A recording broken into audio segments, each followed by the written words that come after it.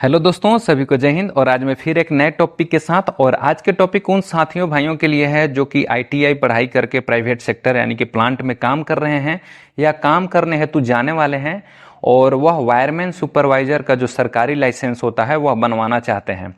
इसी से संबंधित वीडियो बनाया हूं जिसमें बताया हूं कि इलेक्ट्रिकल वायरमैन या फिर सुपरवाइजर जो कि सरकारी लाइसेंस क्यों बनवाना चाहिए, इसके क्या फ़ायदे हैं, वायरमैन लाइसेंस बनवाने के लिए कौन कौन से डॉक्यूमेंट्स की आवश्यकता होती है, लाइसेंस कब और कैसे अप्लाई करते हैं, और एग्ज़ाम या इंटरव्यू कब और कैसे होता है, और इंटरव्यू के समय कौन कौन सा डॉक्यूमेंट्स की आवश्यकता होती है, जो लाइसेंस होता है वह कब और कैसे मिलेगा आपको। अंत में दोस्तों बताया हूँ कि लाइसेंस मिलने के बाद कितने दिनों के बाद इसको रिन्यूअल यानी कि नवीनीकरण करवाना होता है। तो चलिए टॉपिक को विस्तार से समझते हैं। पहले जानते हैं कि वायरमैन सुपरवाइजर का सरकारी लाइसेंस क्यों बनवाना चाहिए। दोस्तों, अगर यह लाइसेंस बनवा लेते हैं तो आप आईटीआई करके जितना आप वेतन ले रहे होते हैं कंपनी में, उससे कहीं 5 से 8 हज़ार तक ज़्यादा मिलेगा। एग्जाम्पल, अगर आप आईटीआई करके इलेक्ट्रिशियन का काम कर रहे हैं प्राइवेट सेक्टर में प्लांट में, और आपको प्रति माह 20,000 रुपया मिल रहा है, तो यह लाइसेंस बनवाने के बाद आपको कहीं 25 से 28,000 रुपये तक प्रति माह मिलेगा। नेक्स्ट, अगर आप कंपनी में काम करने के लिए जाते हैं फर्स्ट टाइम, तो वहाँ पर आईटीआई करके जो लोग होते हैं उनसे प्रायोरिटी आपको ज़्यादा मिलेगा। यानी कि जो आईटीआई किए हुए लोग होते हैं उनसे प्रायोरिटी ज़्यादा मिलेगा, और आपको काम भी आसानी से और जल्दी मिलने का चांस रहता है। और जब भी कोई सरकारी इलेक्ट्रिशियन के भर्ती निकलता है और वहाँ पे आप अप्लाई करते हैं आईटीआई बेस पे, तो साथ में अगर यह लाइसेंस अगर आप लगाते हैं तो उस कंडीशन में आपको प्रायोरिटी दिया जाएगा, और उसमें जो आईटीआई वाले जो किए हुए लोग रहते हैं उससे आपको ज़्यादा प्रायोरिटी मिलती है, और उसमें आपका सिलेक्शन होने का चांसेस बढ़ जाता है। तो यह थी दोस्तों इस तरह के बहुत फ़ायदे हैं बनवाने का, यह जो कि सरकारी लाइसेंस है वायरमैन का और सुपरवाइज़र का, तो आप बनवा सकते हैं। अब दोस्तों जानते हैं कि सरकारी वायरमैन लाइसेंस बनाने के लिए कौन कौन सा डॉक्यूमेंट्स की आवश्यकता होती है। दोस्तों, आपको 2 टर्म में डॉक्यूमेंट्स की ज़रूरत यानी रिक्वायरमेंट होगी। फर्स्ट में जब आप ऑनलाइन लाइसेंस के लिए अप्लाई करते हैं, और सेकेंड में जब आपको कॉल लेटर आता है और आपको इंटरव्यू के लिए बुलाया जाता है उस टाइम। तो यह दोनों कंडीशन में अलग अलग डॉक्यूमेंट्स की ज़रूरत होती है, जैसा कि मैं बता रहा हूँ। आप जब ऑनलाइन अप्लाई करेंगे तो आपको एजुकेशनल सर्टिफिकेट यानी कि शैक्षणिक प्रमाण पत्र, जैसे कि मैट्रिक, इंटर, आईटीआई का फोटो पीडीएफ जो कि 200 केबी तक होना चाहिए, इसको आपको बना करके रखना होगा।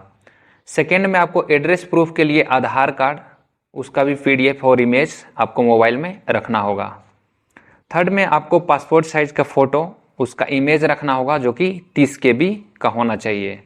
और साथ में आपको सिग्नेचर यानी कि हस्ताक्षर का फ़ोटो चाहिए जो कि 20 केबी का होना चाहिए। और कैरेक्टर सर्टिफिकेट यानी कि आचरण प्रमाण पत्र जो कि वैलिड हो, वह 200 केबी का उसका फ़ोटो होना चाहिए। यह सारे जो मैंने डॉक्यूमेंट्स बताएं यह पीडीएफ और इमेज के फॉर्म में आपको फ़ोन में पहले से करके रखा हुआ होना चाहिए, ताकि आपको जब भी अप्लाई करेंगे तो उस तरह वो फॉर्म वगैरह जो भरने में आसानी हो। इसके बाद दोस्तों जब भी आप अप्लाई कर लेंगे तो इसके बाद आपको कॉल लेटर यानी कि इंटरव्यू के लिए बुलाया जाएगा। कॉल लेटर के माध्यम से आपका ईमेल आईडी पे एक मेल आ जाएगा। तो जब भी आप साक्षात्कार के लिए जाएंगे, जिस जगह को आपको बुलाया जाएगा वहाँ पर जाएंगे, तो वहाँ पर एक मूल्य प्रमाण पत्र जो मैं अभी डॉक्यूमेंट्स बता रहा हूँ, और साथ में 2 फोटोकॉपी जीरोक्स कॉपी सभी डॉक्यूमेंट्स का साथ में ले जाना पड़ेगा। जैसा कि डॉक्यूमेंट्स में है, पहला कि वर्क एक्सपीरियंस सर्टिफिकेट जो कि 3 इयर्स का होना चाहिए, जो आप कहीं कंपनी या फिर कहीं प्राइवेट सेक्टर में इलेक्ट्रिशियन का जो आप काम कर रहे होते हैं उसका जो कार्य अनुभव प्रमाण पत्र होता है जो कि वहाँ कंपनी वाले देते हैं, वह 3 साल का एक्सपीरियंस साथ लाना होगा, ओरिजिनल कॉपी प्लस में 2 जीरोक्स कॉपी।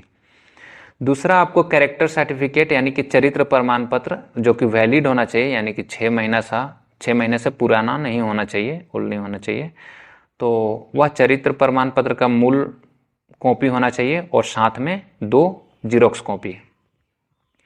तीसरा में एजुकेशनल सर्टिफिकेट यानी शैक्षणिक प्रमाण पत्र जो कि आपको मैट्रिक, इंटर या ITI जो भी हो वह मूल आपको ले जाना पड़ेगा, मूल कॉपी, और साथ में आपको 2 जीरोक्स कॉपी।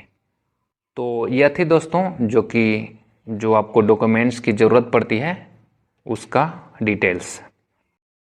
दोस्तों अब जानते हैं कि यह लाइसेंस कब और कैसे अप्लाई करते हैं, वो भी अपने मोबाइल से। इसका समय समय पर नोटिफिकेशन जारी होता है, यानी कि आपको संबंधित वेबसाइट है जैसे कि झारखंड का ई-झार एनर्जी हुआ, या फिर न्यूज़ या विज्ञापन या जो संबंधित कार्यालय है, जो रिलेटेड ऑफिस हैं, उससे आपको अपडेट रहना होगा।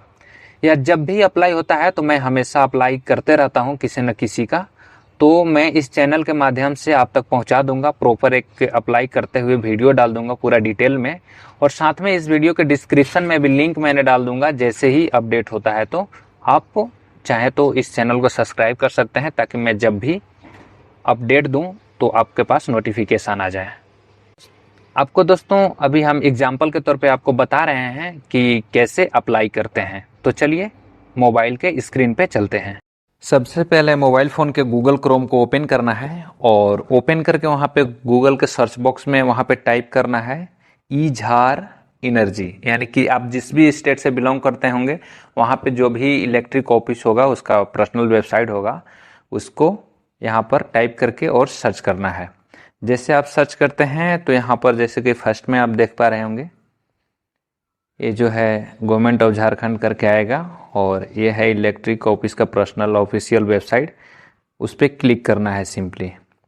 तो जैसे इस पर क्लिक करते हैं आप, तो आपको यहाँ पर लॉगिन करने के लिए बोला जाएगा। तो आपको लॉगिन यहाँ पर नहीं करना है, और नहीं तो आप रजिस्टर हो भी सकते हैं। यहाँ से देखिए कॉर्नर पे दिया हुआ है, आपको एक कॉर्नर पे होम टैब का ऑप्शन दिखाई दे रहा होगा, जैसा कि मैं आपको दिखा रहा हूँ। ये देखिए होम टैब है, उस पर क्लिक करना है।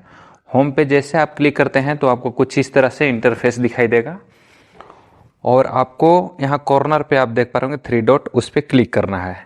इसके बाद आपको स्क्रॉल करना है। स्क्रॉल करने के बाद यहाँ पे देख पा रहे होंगे अप्लाई फॉर लाइसेंस का ऑप्शन मिलेगा, उस पर क्लिक करना है। जैसे इस पर क्लिक करते हैं तो दोस्तों यह आपसे ऑप्शन पूछेगा कि आप कॉन्ट्रैक्टर या सुपरवाइजर या वायरमैन क्या लाइसेंस लेना चाहते हैं। तो वायरमैन पे हम क्लिक करेंगे, जैसे कि एग्जांपल के लिए हम वायरमैन का लाइसेंस बनवाना चाहते हैं। तो यहाँ पर दोस्तों देख पा रहे होंगे कि वायरमैन लॉगिन का ऑप्शन है, यानी कि ये ऑप्शन इसलिए है जो कि पहले से वायरमैन जो लाइसेंस बना चुके हैं उन लोग अपना यहाँ लॉगिन कर सकते हैं। और इसके बाद साइड में देख रहे होंगे कि न्यू एप्लीकेशन है और लाइसेंस का, तो यहीं से दोस्तों जो पहले से बना रखे हैं ऑलरेडी लाइसेंस वायरमैन का, तो यहाँ से रिन्यूअल कर सकते हैं, और न्यू एप्लीकेशन पे आपको क्लिक करना है।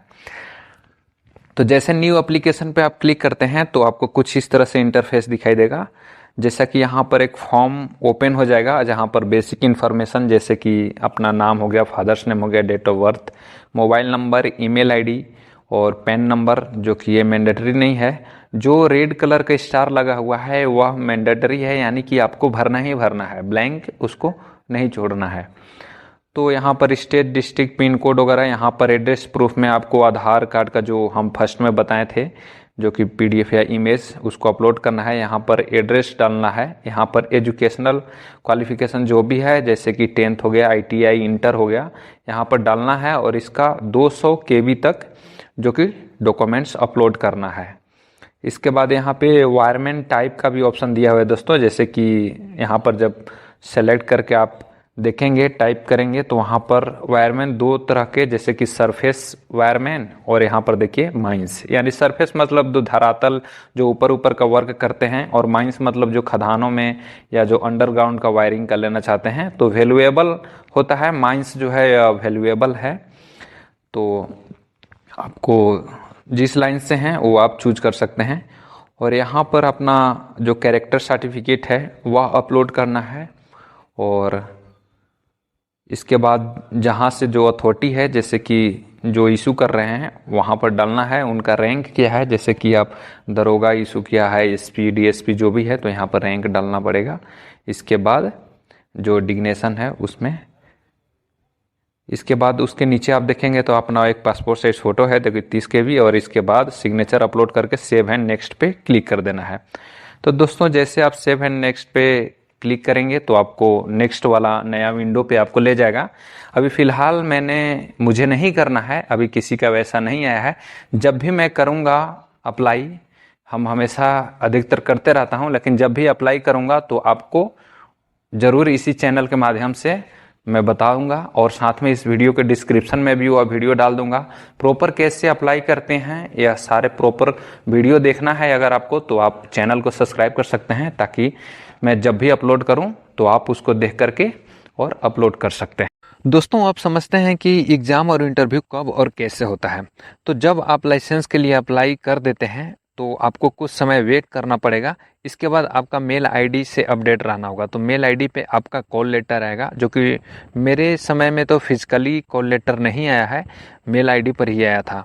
तो आपको मेल आईडी से हमेशा अपडेट रहना होगा। तो एक कॉल लेटर आएगा जिसमें मेंशन किया हुआ रहेगा लोकेशन कहाँ पर यह आपका एग्ज़ाम होगा, यानी कि इंटरव्यू होगा, साथ में किस डेट का होगा, कितना बजे पहुंचना है, साथ में क्या क्या डॉक्यूमेंट्स लाने हैं, यह सारी चीज़ कॉल लेटर पे मेंशन होता है, जैसा कि हम स्क्रीन पे आपको दिखा रहे हैं।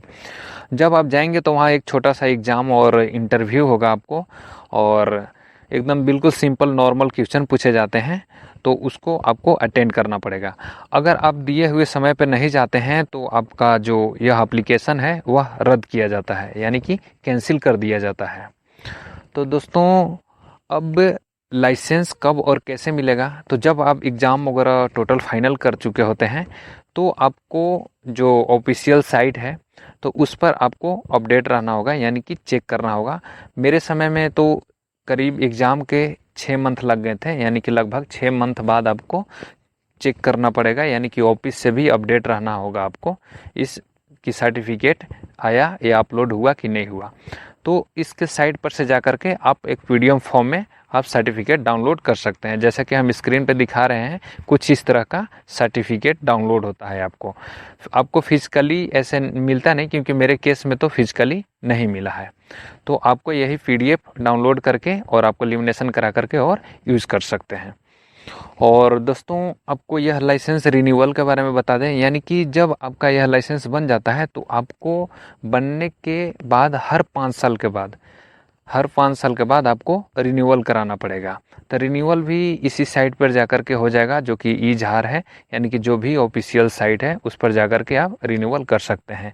या 5 साल के बाद दोस्तों, जब तक आपका एज 65 वर्ष है तब तक 5 साल के बाद आपको रिन्यूअल कराना पड़ता है। जैसे आपको 65 वर्ष से एबव होता है, यानी कि 65 वर्ष के पार होते हैं, तो आपको प्रति वर्ष यानी कि हर वर्ष रिन्यूअल कराने की ज़रूरत पड़ती है। दोस्तों, एक जानकारी और शेयर करना चाहूँगा। इस लाइसेंस बनवाने के लिए ज़रूरी नहीं है कि आपको आईटीआई किए हुए होंगे तभी अप्लाई कर सकते हैं। आप मैट्रिक इंटर भी करके इस लाइसेंस के लिए अप्लाई कर सकते हैं। लेकिन आप जब आईटीआई करने के बाद लाइसेंस को बनवाते हैं तो आपके लिए ज़्यादा अच्छा होगा, क्योंकि जब भी आप इलेक्ट्रिशियन के भर्ती या जॉब के लिए जाते हैं तो वहाँ पर आईटीआई ही मांगता है। तो आईटीआई करने के बाद ही यह लाइसेंस बनवाने से अच्छा होगा। दोस्तों, यह वीडियो सिर्फ एजुकेशनल पर्पस के लिए है। साथ ही बताना चाहूँगा कि इस लाइसेंस बनवाने को लेकर के किसी तरह के और अन्य जानकारी चाहिए तो आप मुझे व्हाट्सएप या कॉल कर सकते हैं। इस चैनल के प्रोफाइल में मेरा नंबर है, या डिस्क्रिप्शन में भी अपना नंबर मैंने डाल दूंगा। इस वीडियो में बस इतना ही। पुनः मिलते हैं अगले वीडियो में किसी नए जानकारी के साथ। तब तक के लिए आप खुश रहिए, मस्त रहिए, स्वस्थ रहिए। जय हिंद।